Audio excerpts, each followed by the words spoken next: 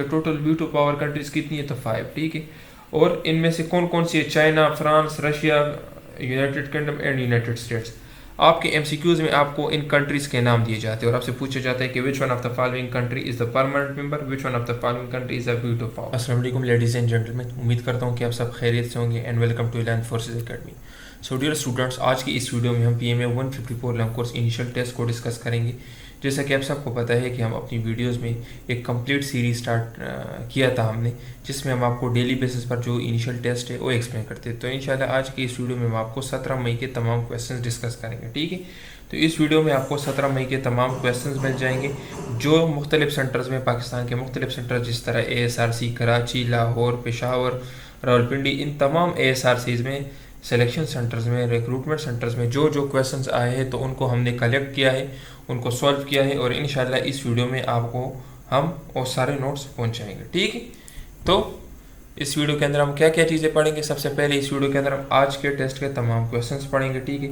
याद रखें, मैंने आप सबको बताया है, काफ़ी मरतबा वीडियोस में बताया है कि हर वीडियो के अंदर मैं जस्ट आपको न्यू क्वेश्चंस बताता हूँ, ठीक है। इस तरह के क्वेश्चंस जो पहले वीडियो में हमने एक्सप्लेन किए हो, अगर दोबारा वो क्वेश्चंस रिपीट हो रहे तो मैं फिर दोबारा अपनी वीडियोस में एक्सप्लेन नहीं करता। क्यों? क्योंकि मेरा मकसद है कि मैं आप लोगों को न्यू चीज़ें सिखाऊं, बजाय इसके कि मैं अपनी वीडियो लंबी करूं और मैं आपको पुरानी चीज़ें भी दोबारा समझा दूं, ठीक है। तो इसलिए ज़रूरी है कि अगर आप कंप्लीट तैयारी करना चाहते हैं तो जितनी भी वीडियोज़ मैंने 154 लॉन्ग कोर्स की अपलोड की है, जो अभी तक तकरीबन मेरे ख्याल में 22 वीडियोज़ हो चुकी है, वो सारे आप देख लें, ठीक है। वो आपको बहुत हेल्प देगी आपकी इनिशियल टेस्ट पर। इंशाल्लाह इससे आपके टेस्ट में लाजमी क्वेश्चन होंगे। इसके साथ है कि मैं आपको एक्सप्लेनेशन भी दूंगा। एक्सप्लेनेशन जो है तो वो मेरे एक्सपीरियंस का नतीजा है, ठीक है।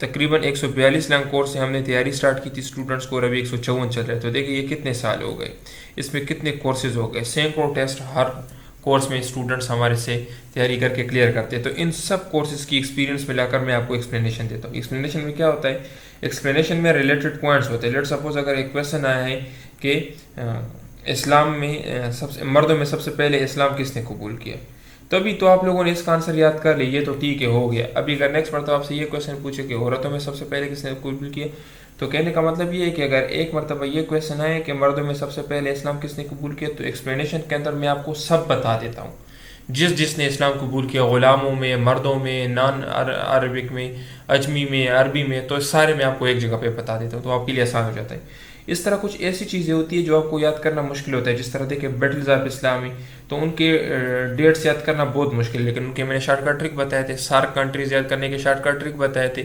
G7 कंट्रीज याद करने के ट्रिक बताए थे। तो इस तरह मैं आपको शॉर्टकट ट्रिक्स बताता हूँ जिनकी मदद से आप उनको आसानी से याद कर सकते हैं।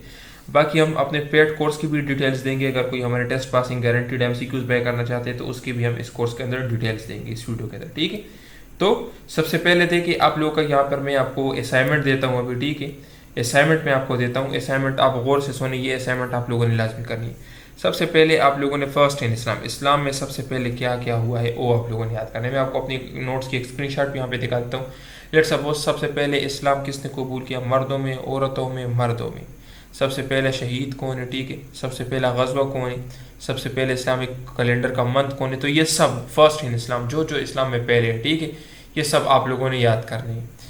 तो फर्स्ट इन इस्लाम आप लोगों ने याद करना है। फिर उसके बाद देखिए मैथ्स में आप लोगों ने मैट्रिक्स वाले चैप्टर लाजमी करना है, क्योंकि मैट्रिक्स से बहुत सारे क्वेश्चन आते हैं, ठीक है, बहुत सारे क्वेश्चन आते हैं।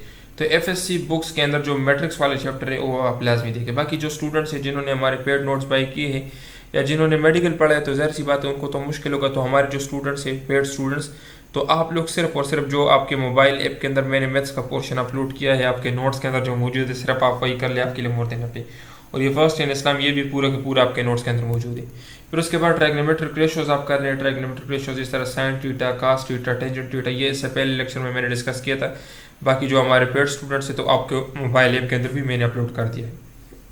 IT इन्वेंशंस, ये भी इससे पहले लेक्चर में मैंने बताया था कि माइक्रोसॉफ्ट, ट्विटर, फेसबुक, यूट्यूब, इन सब के ऊपर मैंने बताया था कि IT के इन्वेंशंस क्या है, और इसके अलावा मोबाइल ऐप के अंदर भी मौजूद है, ठीक है। बाकी वर्ल्ड वार 1 और वर्ल्ड वार 2 के बारे में आप लोग जानिए कि वर्ल्ड वार 1 कब हुआ था, वर्ल्ड वार 2 कब हुआ था, इसमें जर्मनी का आर्मी का जनरल कौन था, सुप्रीम कमांडर कौन था, दोनों में, ठीक है। इंशाल्लाह आगे पर नेक्स्ट वीडियो में मैं आपको ये डिस्कस करूंगा, ये भी आप लोग का असाइनमेंट है, आप कर लें। फिर जब मैं नेक्स्ट वीडियो में आपको बताऊंगा तो आप लोग फिर इसको रिवाइज कर लेना मेरे साथ, आपको आइडिया हो जाएगा कि कौन कौन से क्वेश्चन आपको आते हैं या कौन कौन से क्वेश्चन आपने मिस किए, ठीक है। तो यह हो गया। अभी देखिए मैं आपको अपने नोट्स की एक तस्वीर दिखाता हूँ। ये देखिए मेरे एक नोट्स की स्क्रीनशॉट है, जो मैंने आपको कहा कि आप लोग फर्स्ट इन इस्लाम याद कर ले, जिस तरह मैंने यहाँ पे आपको कहा।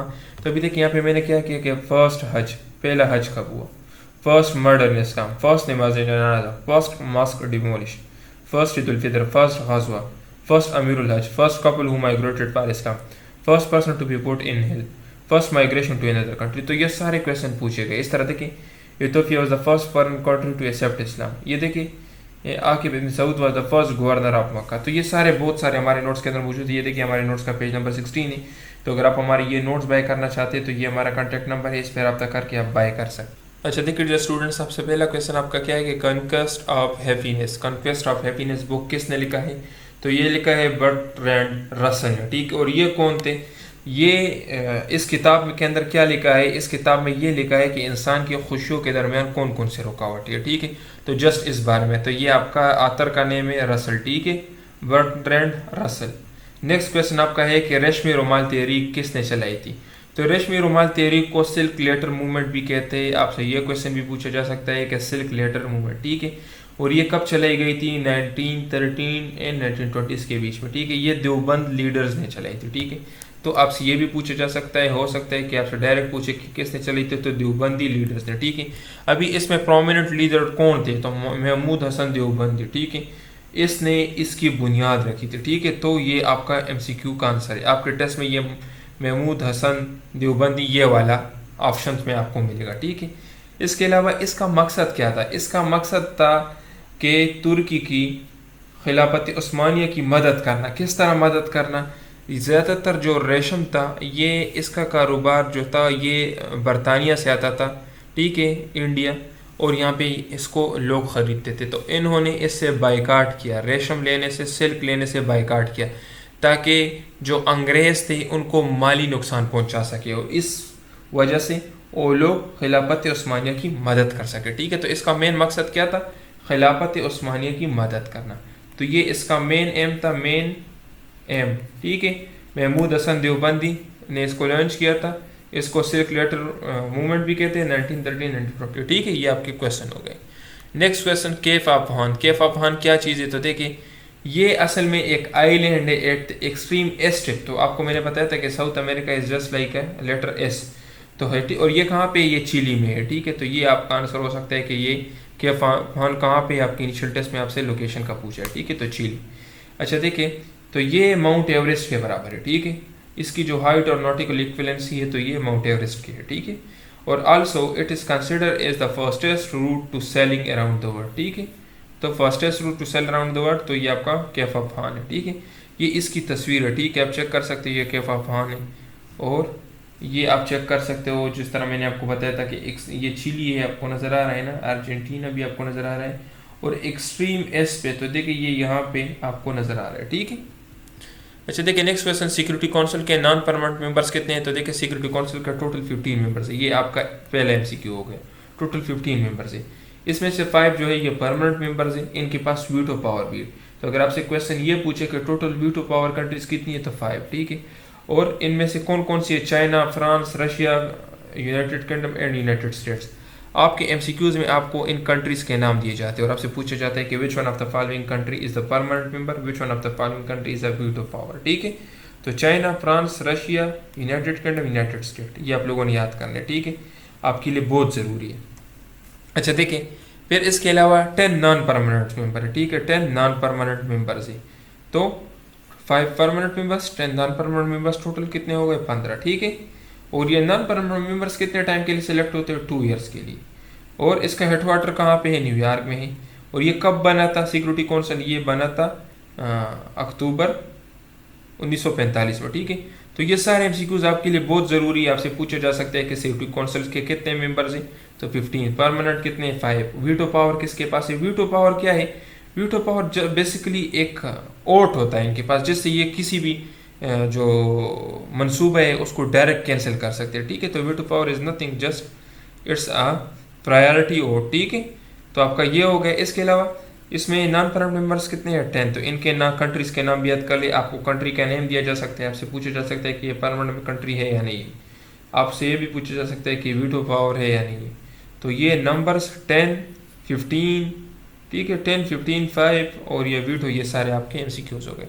तो यहाँ पर देखिए तमाम कंट्रीज़ जो 5 जो है जो परमानेंट मेंबर्स हैं उनके यहाँ पे फ्लैग्स दिए है। 10 कंट्रीज़ जो है तो ये नॉन परमानेंट मेंबर्स है, ठीक है। तो इनके भी यहाँ पे कुछ नेम्स वगैरह आपको मिल जाएंगे, ठीक है। चलिए कि डियर स्टूडेंट्स, अगर आप हमारे टेस्ट पासिंग गारंटीड कोर्स को बाय करना चाहते हैं जिससे हम आपको 5 दिनों में कंप्लीट तैयारी करवाएंगे और मैं आपको अभी अपना रिजल्ट भी दिखाता हूँ। अभी तक तकरीबन हमारे 30 से ज़ायद स्टूडेंट्स अपने इनिशियल टेस्ट क्लियर कर चुके हैं, मैं आपको अभी दिखाता हूँ। तो इस कोर्स से हम आपको टेस्ट की पासिंग गारंटी देंगे। इस कोर्स की जो नॉर्मल फीस है वो 7,000 है, अभी इसके ऊपर डिस्काउंट लगा हुआ है, आपको जस्ट 2,000 में मिलेगा। इस कोर्स के अंदर हम आपको वर्बल नॉन वर्बल पढ़ाएंगे, वर्बल नॉन वर्बल के शॉर्टकट ट्रिक्स समझाएंगे। उन ट्रिक्स की मदद से आप कोई भी क्वेश्चन 2 से 3 सेकंड में कर सकते हो। साथ में इस कोर्स के अंदर वर्बल और नॉन वर्बल के टोटल तकरीबन 150 क्वेश्चंस होंगे और जो 150 क्वेश्चंस हम आपको अपनी वीडियोस के अंदर टीच करवाएंगे सेम टू सेम आपके इनिशियल टेस्ट में आएंगे। फिर उसके बाद देखिए आपको आपके सेंटर के मुताबिक सेंटर सेलेक्टेड, आपके जिस सेंटर में टेस्ट देना है उस सेंटर के मुताबिक हम आपको सेलेक्टेड नोट्स देंगे, वहाँ से हम सेलेक्टेड टॉपिक्स पढ़ेंगे। ये सेलेक्टेड टॉपिक्स पढ़ने से आपके एकेडमिक में पासिंग मार्क्स होंगे। पासिंग मार्क्स तकरीबन 60% होते हैं, तो आपके एकेडमिक में तकरीबन 50 में से 30 MCQs यहाँ से कवर हो जाएंगे जस्ट सेलेक्टेड टॉपिक्स पढ़ने से। तो सेलेक्टेड टॉपिक्स पढ़ने से आपके पास ये डर खत्म हो जाएगा कि मेरा इनिशियल टेस्ट क्लियर हो गया नहीं, क्योंकि इससे तो आपका इनिशियल टेस्ट क्लियर होगा। फिर उसके बाद देखिए आपके टेस्ट से 2 दिन पहले आपके टेस्ट डेट और टेस्ट टाइम के मुताबिक हम आपको 200 सेलेक्टेड एकेडमिक MCQs देंगे। तो ये सेलेक्टेड टॉपिक्स और सेलेक्टेड क्वेश्चंस ये दोनों मिलाकर आपके एकेडमिक के 50 में से 50 क्वेश्चंस हमारे इन नोट से कवर हो जाएंगे। तो एकेडमिक आपका यहाँ से और वर्बल नॉन वर्बल जो वीडियोस के अंदर क्वेश्चन है यहाँ से, तो ये सब मिलाकर इंशाल्लाह 100% टेस्ट आपका इस कोर्स से क्लियर होगा। हमारे रिटायर्ड ऑफिसर्स आपको गाइड करेंगे कि आपने टेस्ट की तैयारी किस तरह करनी है, क्या क्या करना है इसके लिए, ठीक है। क्लासेस हमारी वेबसाइट के थ्रू होते हैं, इसमें जो वर्बल नॉन वर्बल की क्लासेस हैं, और ये नोट्स आपको मोबाइल ऐप के थ्रू मिलेंगे। अगर आप हमारे ये कोर्स बाय करना चाहते हैं तो ये हमारा कॉन्टैक्ट नंबर है, 24 घंटे एक्टिव होता है, व्हाट्सएप पे आप रब्ता कर सकते हैं, ठीक है। ये देखिए हमारा रिजल्ट है। सबसे पहला जो हमारा स्टूडेंट है कामरान, जिसने SRC लाहौर से अपना इनिशियल टेस्ट क्लियर किया है, आप लोग चेक कर सकते हो। तो ये उसका एक्सपीरियंस है, ये भी मैंने आपके साथ शेयर किया था। ये देखिए हमारा दूसरा स्टूडेंट है जिसने अपना एक्सपीरियंस शेयर किया है, आप चेक कर सकते हैं। ये हमारा तीसरा स्टूडेंट है तवल्ला क्वेटा से। ये हमारा चौथा स्टूडेंट है रमीज़ रावलपिंडी से। ये देखिए ये हमारा 5वां स्टूडेंट है सुलेमान पेशावर से।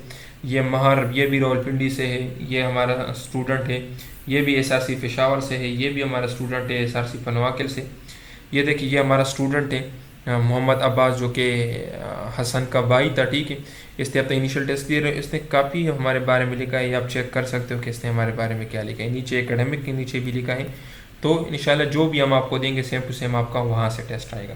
बाकी देखिए ये आकिब हमारा स्टूडेंट है, आप चेक कर सकते हो इसने हमारे बारे में क्या लिखा है। और ये हमारे पेड ग्रुप से जब आप हमारे नोट्स बाय कर लेते हो तो हम आपको अपने ग्रुप्स के अंदर भी ऐड करते हैं, ठीक है।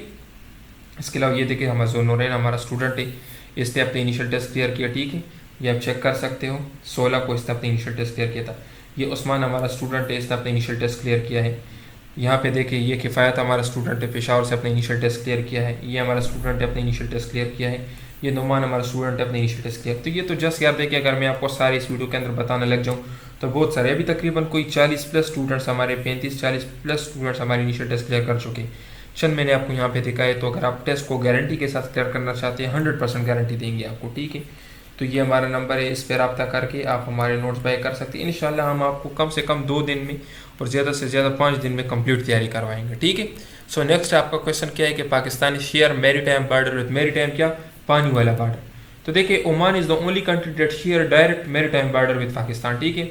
अरेबियन सी के थ्रू ओमान के साथ पाकिस्तान का मैरीटाइम बॉर्डर। इसके अलावा पाकिस्तान का मैरीटाइम बॉर्डर जो है तो ये ईरान और इंडिया के साथ भी, वो मैं आपको आगे बताता हूँ। पाकिस्तान देखिए जो गवादर है, गवादर पाकिस्तान ने ओमान से लिया था, कितने का लिया था, 5.5 बिलियन मीन्स 55 लाख का लिया था, ठीक है।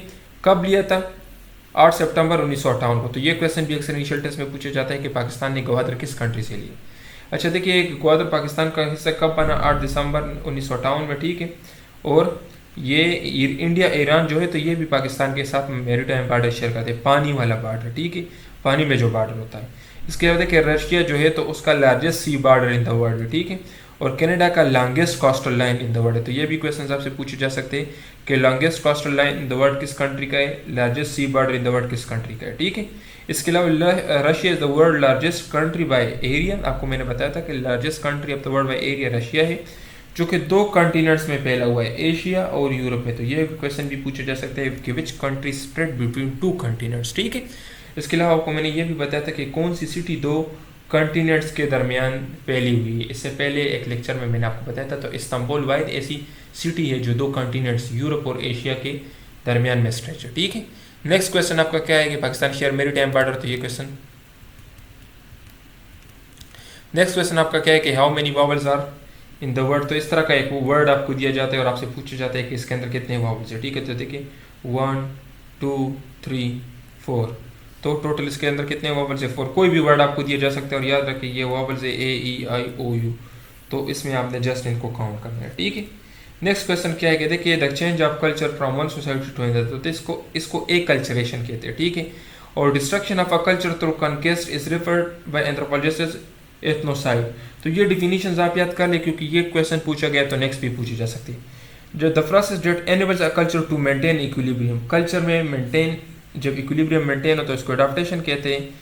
Culture is maintain through the dominant ideology of the society, ठीक है। डोमिनेंट आइडियोलॉजी, ये क्वेश्चन पूछा जा सकता है। Language is considered the key of culture making, ठीक है। The pattern and recurrent aspects of life that appear in all known societies are culture universal, ये भी आपसे पूछे जा सकते हैं। The psychological stress caused when a person faces rapid culture changes, stress when a person faces rapid culture changes is called culture shock. The process by which culture traits spread from one group to another, culture spread from one group to another is called culture diffusion, ठीक है। तो ये सारे definitions याद कर लें, ये आपसे पूछे जा सकते हैं, ठीक है। इसके अलावा आप लोग पाकिस्तान के कल्चर्स भी याद कर लें।